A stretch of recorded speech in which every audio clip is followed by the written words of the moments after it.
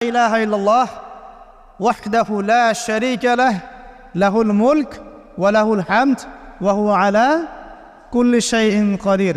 এই দোয়াটা দিনে যে ব্যক্তি 100 বার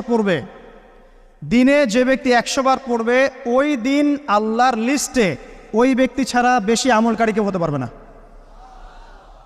তবে সেই ব্যক্তি ব্যতীত যে এর চেয়ে বেশি পড়েছে, কেউ 200, 300, 500 পড়েছে, তখন সে বেশি র্যাঙ্কিংয়ে শীর্ষে চলে যাবে আর কি। মিনিমাম 100 বার। আরও ফজিলত হচ্ছে 100 বার যদি আপনি পড়েন, ওই দিন শয়তান আপনাকে স্পর্শ করতে পারবেন ইনশাআল্লাহ, এবং আপনার আমলনামা থেকে 100 গুনাহ মিটিয়ে ফেলা হবে, 100 নেকি লিখে দেওয়া হবে ইনশাআল্লাহ। অতএব আজকে আমরা এই দোয়াটা পড়তে পারি, লা ইলাহা ইল্লাল্লাহ ওয়াহদাহু লা শারীকা লাহ লাহুল মুলক ওয়া লাহুল হামদ ওয়া হুয়া আলা কুল্লি শাইইন কাদির। এরপরে আসেন, এই দিন একটা ফজিলত হচ্ছে, আজকের দিনটা হচ্ছে হজের দিন, হজ আকবরের দিন। আমরা অনেকেই হজটাকে তুচ্ছ মনে করি।